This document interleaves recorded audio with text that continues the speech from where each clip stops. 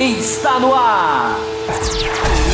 O mais tradicional podcast sobre corridas do Brasil. Os comentários e o debate sobre automobilismo de um jeito que você só ouve aqui. A partir de agora, Bárbara Franzin, Thiago Raposo, Diogo Gomes, Thiago Rosa e Fábio Campos apresentam Café com Velocidade. Café com Velocidade. A dose certa na análise do esporte a motor.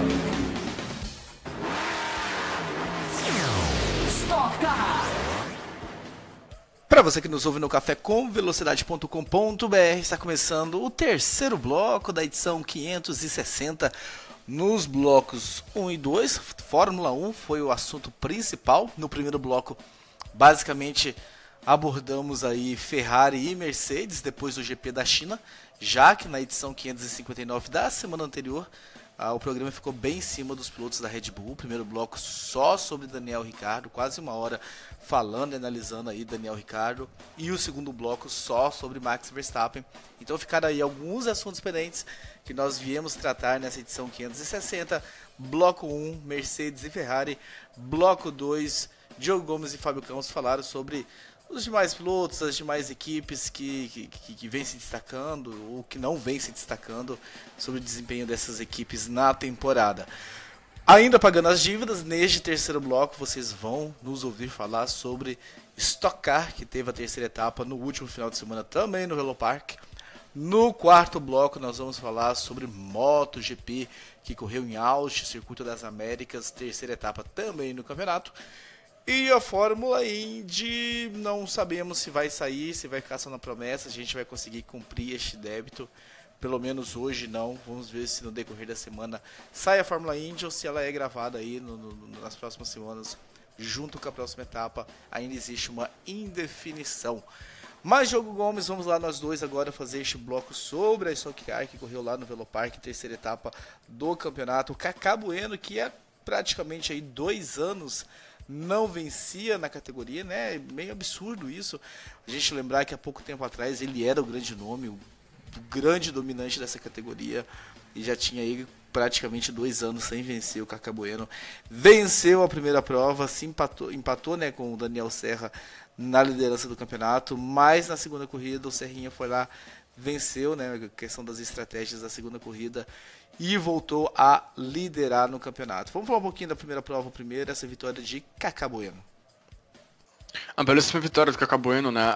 Por toda a controvérsia que teve na classificação, ele consegue sair com a pole, vai para a corrida nessa posição, lidera muito bem ali, né? Sabe controlar muito bem a corrida. No final até é pressionado, mas enfim, consegue se segurar, é pressionado pelo Zonta, mas consegue se segurar, consegue vencer. Como você falou, quase 2 anos que ele não vencia uma corrida, a última tinha sido no final de julho de 2016, né? Então, até comentamos em programas anteriores sobre como essa transição, né, de equipes complicou as coisas um pouco para ele, e agora nesse segundo ano com a CIMED vem a vitória. Tomara que consiga se acertar ali, né? Como ele foi muito bem, a corrida 1 entrega muito mais pontos, e os outros adversários tiveram problemas por conta da classificação, né? Tiveram largar de trás, como foi o caso do próprio Daniel Serra. Então eles contou uma quantidade de pontos incrível, sabe? Como se tivesse pegado um elevador mesmo. Então, até como você falou, saiu da corrida 1 empatado, o próximo está empatado com o Daniel pela liderança do campeonato como um todo. Então, assim, de início joga ele lá na frente, joga ele entre os 3 primeiros colocados. Isso é muito positivo, porque, enfim, é um cara que tem uma história belíssima na categoria, né? O segundo maior recordista de tudo, de vitória, de títulos e tudo mais. Perde, claro, por Ingo Hoffmann, que é inatingível, eu diria. Então, assim, é muito bom ter o cara de volta, foi muito legal ver a maneira como ele, bem ao estilo dele, né? A perfeição é legal, para ainda de vantagem de pontos, aliada por esse regulamento de corrida 1, corrida 2 no Car. Mas acho que no final de semana, como um todo, foi muito bom de ter a vitória dele e de ter ele com um ritmo bom, sabe? De ter ele de volta. Isso é interessante, ainda mais no Velo Park, que é uma pista que ele anda muito bem, né? Foi a terceira vitória dele aí. Antes da gente falar da corrida, então, Diogo Gomes, vamos falar um pouquinho desse sábado da Stock Car. O que aconteceu? A Stock Car mais uma vez se complicando, né, nos regulamentos, nos problemas de regulamento. Até onde eu percebi, né, eu estava até alternando lá um pouquinho entre MotoGP, né, e a Stock Car acabou calhando de bater os horários, os classificatórios. Mas saiu, né, o grupo 1, né, a Stock Car, para quem não sabe, eles dividem em grupo 1, grupo 2. O grupo U basicamente tem o pessoal que está se não me engano, você me corrija se eu estiver errado, que estão nas posições ímpares da tabela de classificação. E o grupo 2, os que estão, acho que é o contrário. Primeiro sai o grupo que está na posição par, para privilegiar o primeiro colocado e deixar ele no grupo 2. Então sai a galera que está na posições pares da classificação, no grupo 1. E o grupo 2, a galera das posições ímpares. E aí o que aconteceu é que começou a chover, né, durante o treino na segunda parte. Então todo mundo que saiu do grupo 2 foi bem prejudicado. Não conseguiram baixar os tempos aí do pessoal do grupo 1. Então o grid realmente ficou bem embolado. É isso mesmo, Diogo Gomes? Ou eu errei aí a ordem, alguma coisa? Não, é isso mesmo, é isso mesmo. E assim, o primeiro grupo, né, do Q1, ele tem um Q1, Q2 e Q3. O primeiro grupo do Q1 já tinha a pista molhada e tudo mais, mas é uma pista que foi melhorando durante a sessão. E no final, ela até deu uma pioradinha ali, mas deu para os pilotos marcarem alguns pontos interessantes. O próprio Kaká marcou uma volta muito boa e depois já recolheu o carro porque viu que não ia ter mais como melhorar, ou viu que já tinha uma posição interessante. E aí veio o pessoal do grupo 2, ainda no Q1, onde a pista já não tinha condição nenhuma de ter carros, né, disputando. Mas mesmo assim a bandeira verde foi dada, os carros foram à pista. Mas logo aconteceu uma série de problemas, porque os carros realmente não conseguiam marcar voltas, estavam virando 4 segundos mais lentos, a pista piorou demais, não era para ter iniciado a sessão, mas ela foi iniciada, então os pilotos tiveram que ir para a pista.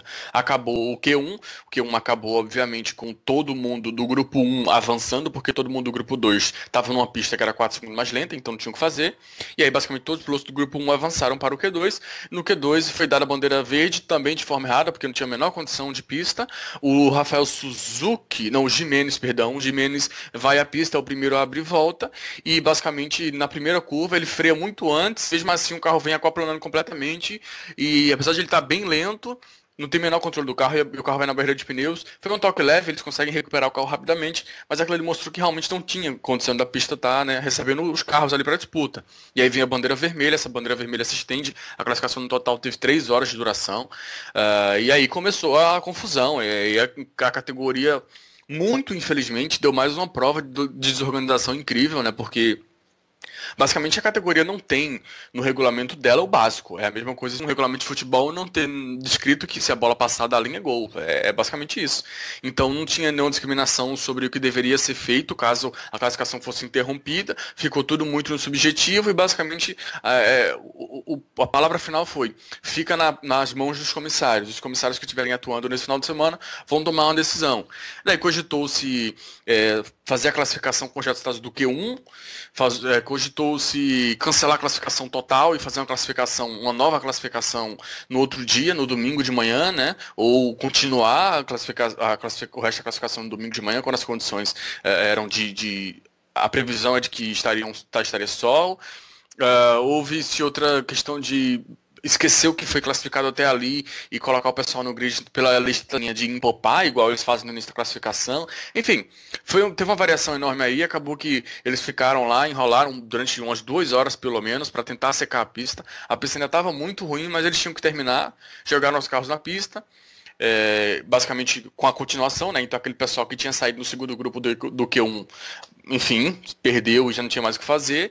Aí no meio disso tudo envolve repórter indo lá, envolve diretor de prova gaguejando sem saber dar uma resposta porque não tem nada no regulamento, e aí envolve narrador bravo, e aí, sabe, envolveu toda uma questão assim, envolve os pilotos indo na sala dos comissários para reclamar de decisão. Comentaristas trocando farpas no ar, ao vivo. No ar, aí um lê outra coisa, um lê um regulamento, aí o outro fala, não, mas é porque eu ouvi, não, mas o regulamento é mais importante que você. Enfim, gente, foi. Sabe, aí de novo, pilotos indo na sala dos comissários, aí piloto vai lá, aí fecha uma porta na cara do piloto.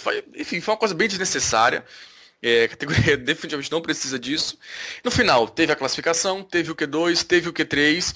O Alan Kodayi andou muito bem, mas no final, na última volta, o Kaká Bueno pegou a pole position e, bom, basicamente assim resolveu-se a classificação, mas a classificação que é geralmente fechada em 40 a 45 minutos levou mais de 3 horas de duração para poder ser concluída. Estocar sendo estocar, né? Para variar. Uma coisa interessante, talvez positiva, que a gente pode tirar do Velopark, Diogo Gomes, foi a questão do push to pass, né? O botão de ultrapassagens. Eles fizeram uma alteração para esse ano, porque realmente nos anos anteriores existia aí um absurdo, né? Uma coisa bem anormal para o automobilismo, que era um carro passar 3 adversários numa reta, deixando as coisas muito, muito, muito artificiais, né? Não que ter diminuído acabou com a artificialidade, mas era realmente algo muito, muito fora da curva. Então houve esse pensamento, houve um estudo da diminuição para tirar um pouquinho o poder dele nessa prova do Velopark, que foi uma boa atitude, eu acho, né? Então, não é a atitude ainda que a gente aguarda, mas pelo menos foi uma melhora, né? A gente não teve as ultrapassagens triplas absurdas que eram até eleitas, né, as ultrapassagens da corrida, mais bonitas da corrida, com direitos a troféus e tudo mais, no ano passado. Felizmente esse ano a gente não precisou presenciar isso. Eles trabalharam bem nessa questão.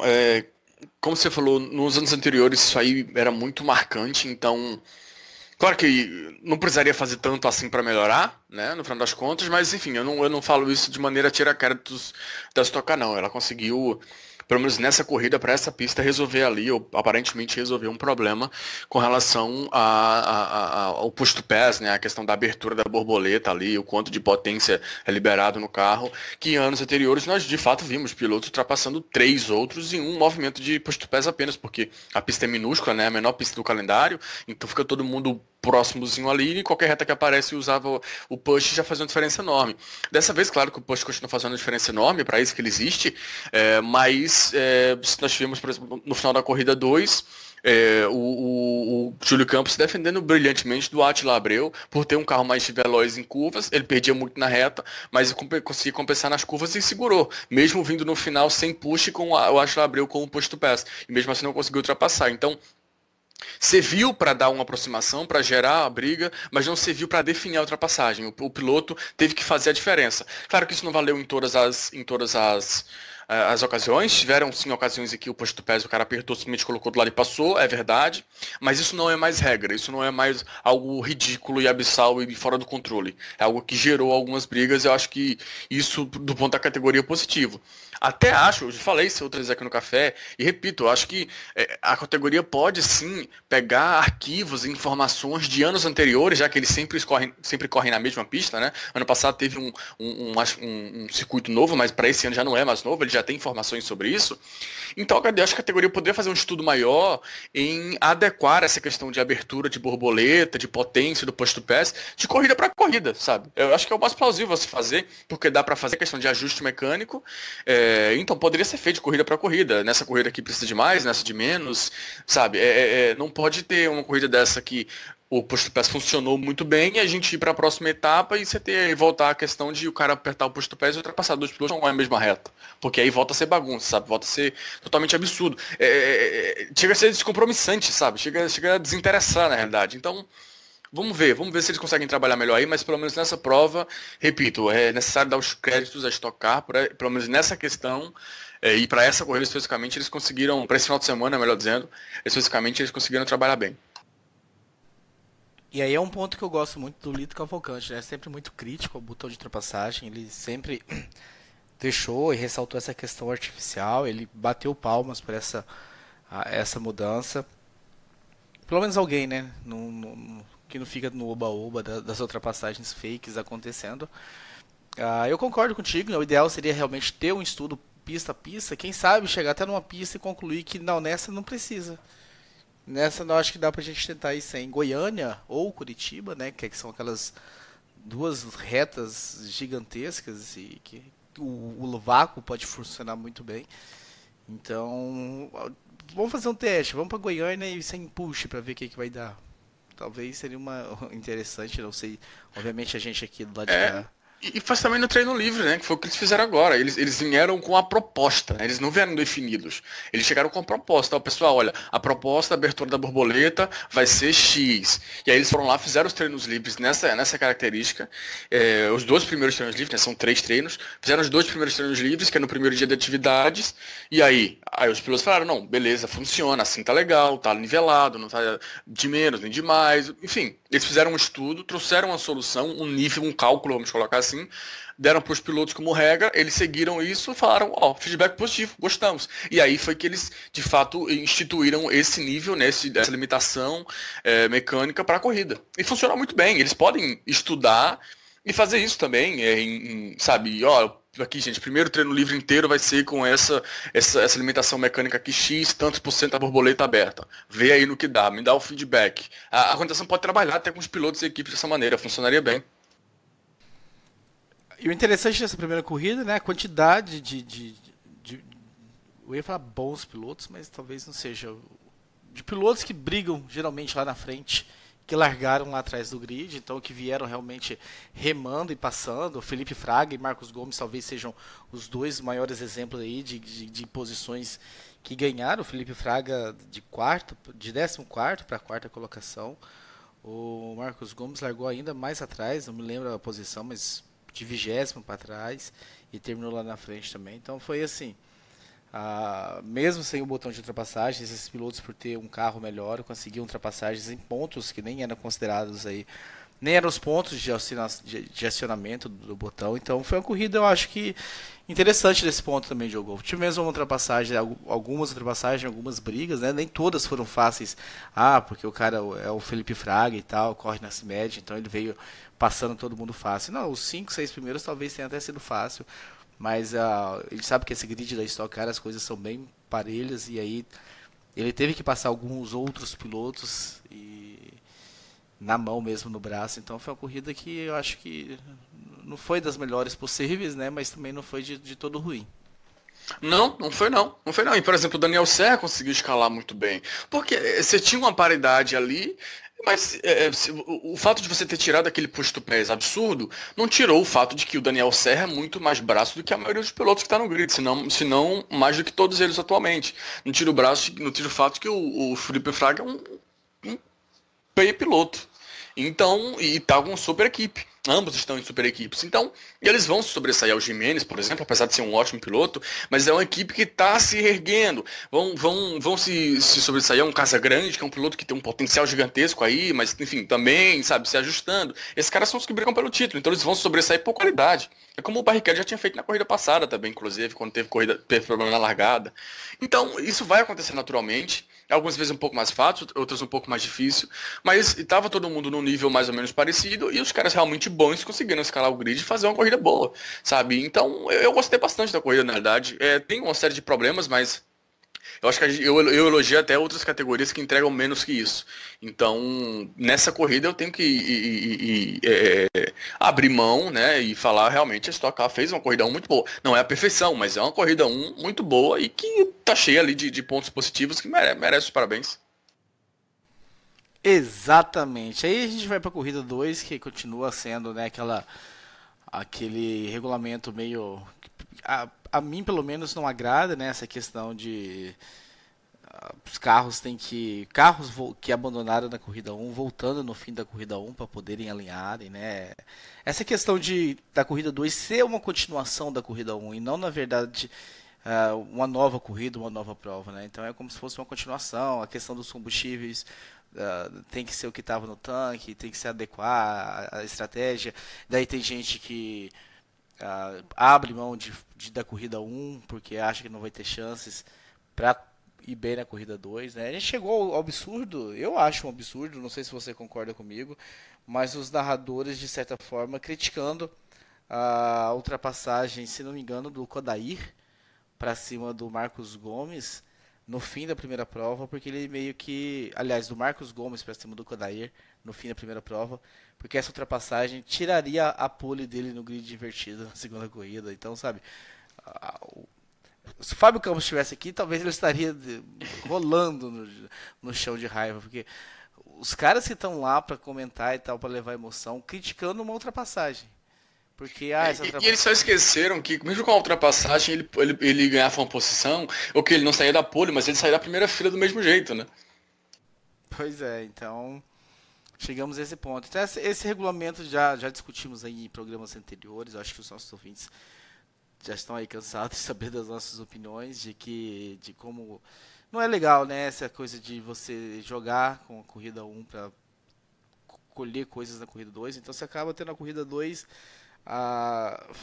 pela metade, eu diria assim, não na metade de tempo, mas pela metade do grid, porque quem priorizou a corrida 1, quem fez o esquema certinho na corrida 1, esse piloto está sem chance praticamente nenhuma na corrida, a não ser que entre muito safety car, acontece, mas uma corrida normal assim, esse cara está sem chance, porque esse cara vai ter que parar nos pits, vai ter que colocar uma quantidade aí X de combustível e tal, trocar os 2 pneus, ao ponto do cara que lá na corrida 1 estava sem chance, se priorizou a corrida 2, esse cara já está com o tanque de combustível já lotado, ele vai só parar lá para fazer trocar os 2 pneus que são obrigatórios e tudo mais, mas só podem trocar os pneus depois que acaba o reabastecimento, então ganha um baita de um tempo e acaba inviabilizando aí a vida de quem fez a corrida 1 certinho.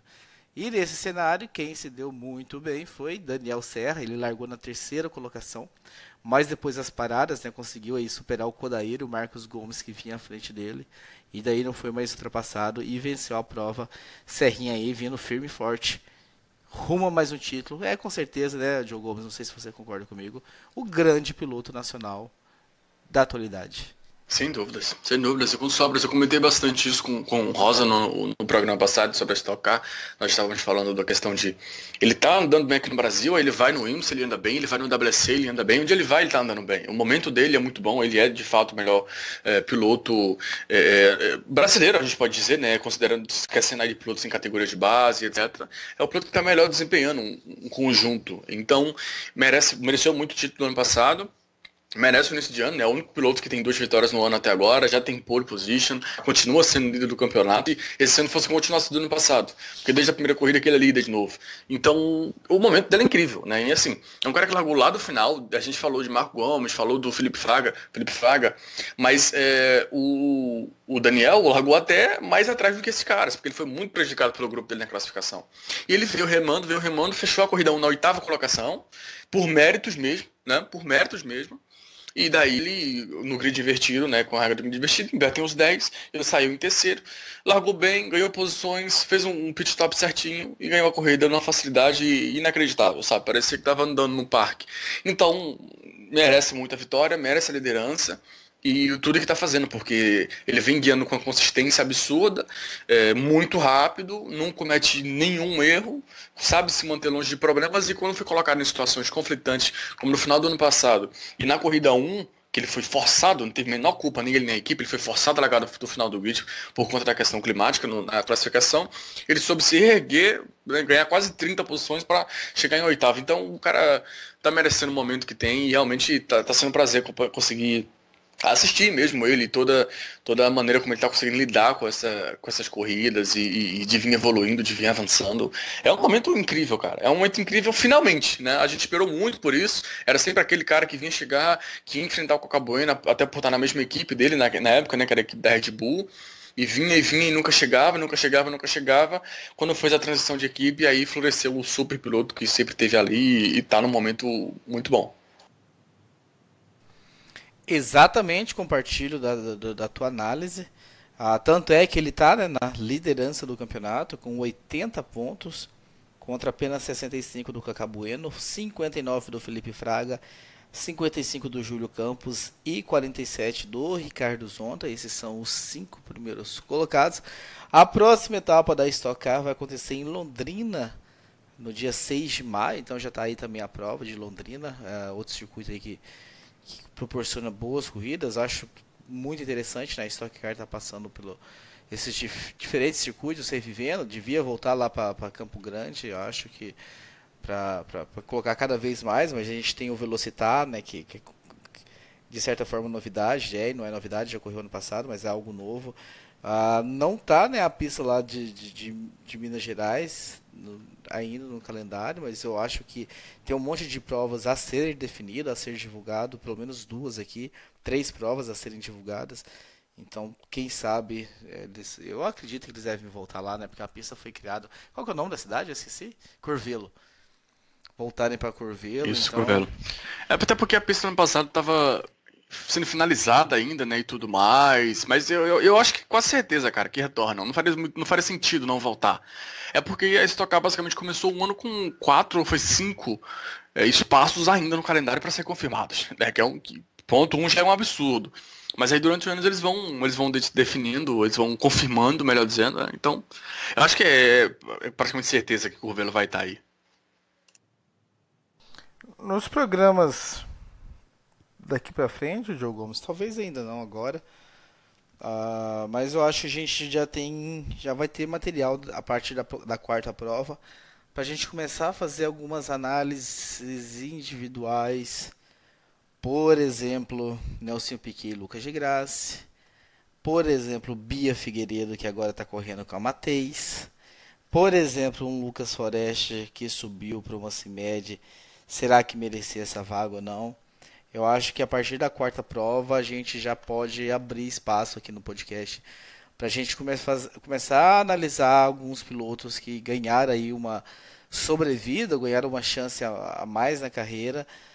Pelo menos a Bia, né, e o Forest, o Lucas e o Nelsinho não entram nesse contexto de ganhar sobrevida, mas chegam, né, para a categoria e para brilhantar um pouco mais e conversar um pouquinho mais sobre desempenhos. O Nelsinho, equipe nova, aprendendo tudo o que dá para falar. Então, os nossos ouvintes fiquem sabendo que a gente vai colocar isso aí na pauta para os próximos programas, fazer essas análises também, não só de quem vence, não só do pessoal que anda lá na frente, os ponteiros, mas também começar a fazer umas análises aí de alguns outros pilotos. Será que estão aproveitando as chances que tem? Bia Figueiredo, que sempre esteve em equipe ruim, uma equipe que não dava para cobrar tanto dela, agora ela está numa equipe campeã, uma equipe que anda tanto na frente, como está a comparação dela com o Thiago Camilo e tudo mais. Então a gente vai começar a trazer esses assuntos para as próximas edições sobre a Stock Car. Diogo Gomes, alguma coisa mais você queira ressaltar? Algum destaque final dessa prova? A questão da largada, né, do Velopark, que é tudo aquela questão meio estranha, né? Eles deixam para apagar a luz já praticamente na curva, acaba virando uma certa bagunça, entre aspas. Algum outro destaque você queira trazer? Não, era exatamente esse, porque no final do último programa que nós fizemos sobre Stock Car, né, que acho que foi uns 2 ou 3 semanas atrás, o Rosa termina o programa falando assim, vamos ver se eles vão, aonde vai ser dada a bandeira verde no Velopark, porque na corrida passada nós relatamos, inclusive elogiamos a categoria, porque eles voltaram a ter uma largada normal, né, fez a curva final ali e já dá a largada e vão para frente, tem uma reta inteira para os caras brigarem, enfim, trocarem posições ali, e na freada, quem frear mais dentro, quem conseguir virar melhor, que ganha a posição, e é isso aí, e automobilismo é um dos maiores, sabe, tesão mesmo, é a largada. É ali que você ganha coisa, que você tem aquele que é a mais. E como vinha sendo, nós levantamos essa questão sobre o Velopark, e como vinha sendo a tônica nos últimos anos, infelizmente, mais uma vez repetiu aquela questão da largada com os carros já praticamente virando o volante para a direita para fazer a primeira perna da primeira curva, né? Então, isso não me agrada nem um pouco. Eu sei a intenção da categoria de evitar acidentes, mas para mim é você matar a largada. Tá? Matar a largada, poxa, é um momento de qualquer corrida é o momento que mais tem ultrapassagem, que mais tem emoção, que mais tem briga, que mais você tem que ficar lá voltando, se você estiver assistindo gravado, ficar lá voltando, dando replay pra ver como o cara piloto largou, sabe? É um momento de êxtase total, e basicamente a categoria, quando faz esse tipo de atitude, mata a largada. Eu entendo a ideia de evitar acidentes, mas eu acho que acidente faz parte da questão enfim, se você não quer ter acidente, não coloca 35 carros no mesmo grid, sabe? Então o que eu não gosto, é algo que a categoria já faz há muito tempo nessa pista e pelo visto vai continuar fazendo, apesar de ter mudado em outras ocasiões.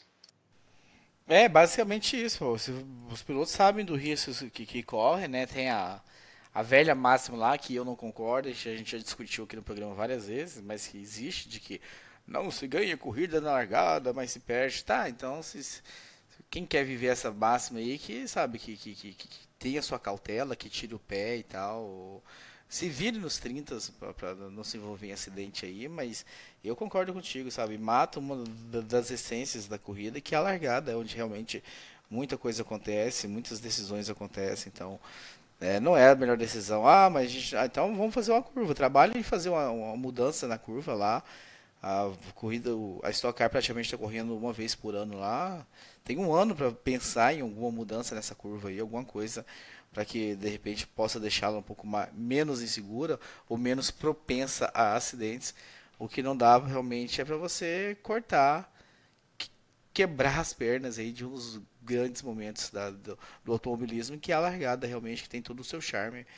Até porque, se você ver Fórmula 1 em todas as outras categorias, existe aí um momento depois das 3, 4, 5 voltas que eles ficam praticamente 3 minutos só mostrando replays em câmeras on-boards e diferentes visões da largada, porque é onde realmente as coisas acontecem. Às vezes tem corrida onde só acontecem coisas na largada e não acontecem mais, e você tirar desse momento a oportunidade de belas disputas, ultrapassagens, realmente não é legal. Mas corre muito risco. Paciência, meu filho.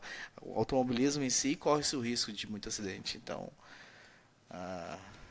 mais uma da Stock Car, Diogo Gomes. Dito isso, então, mais uma choradeira do Café com Velocidade com a categoria. Nós encerramos este terceiro bloco. Quarto bloco, não deixe de ouvir, nós vamos falar sobre a MotoGP. E se você ainda não ouviu o primeiro e o segundo bloco, não deixem de fazer isto também. E a Fórmula Indy fica uma incógnita, né? Vamos ver se vocês em algum momento vão perceber quem recebe aí no agregador, se vai cair um programa ou se não vai cair. Fica aí uma questão. Só rapidamente, Diogo Gomes, teve pergunta da Stock Car, agora que eu lembrei do roteiro. Eu vou pegar aqui eu acho que não teve perguntas da Stock Car. Tivemos do Knopak. Michael Knopak, ele mas aquela questão que a gente falou das desempenhos, né, de cada piloto, ele pede pra gente falar sobre o Casagrande, que ele fala que que percebeu que ele é muito consistente e vê ele com grande potencial pro futuro, se a gente concorda com isso. Eu particularmente concordo bastante, é um piloto que vem se mostrando, né, incrivelmente bem, e ele veio preparando a carreira dele para isso. Ele começou lá na base de fórmulas e depois fez a transição completamente, e aí fazia também, não sei se era o Marcas ou se era, acho que a categoria menor da Stock agora chama Stock Light, mas antes tinha outro nome. Enfim, ele fez toda uma preparação ali, logo fez a transição para Stock Car, meio naquela questão de tipo, eu já vou aprender na categoria maior, né? Você acompanhou bem ele também, né, nesse início com a transição dele. E ele fala também do Nelson, pede pra gente falar do Nelson Piquet, se esse início, qual seria o principal fator pelo não sucesso do Nelsinho na Stock Car, nesse início de Stock Car, na realidade, né? Beleza, Knopak, a gente vai, isso tá no nosso radar, vamos esperar aí pelo menos a quarta corrida, a gente vai começar então a vir com algumas análises individuais de pilotos que, não só os pilotos, né? A gente fala muito de Serra, de Kaká, de Felipe Fraga, de Marcos Gomes, a gente vai tentar de repente, talvez não todos de uma vez, mas de introduzir alguns nomes, programa a programa daqui pra frente, desse outro pelotão aí que merece destaque também, com certeza. Obrigado aí pelo e-mail e pela sugestão.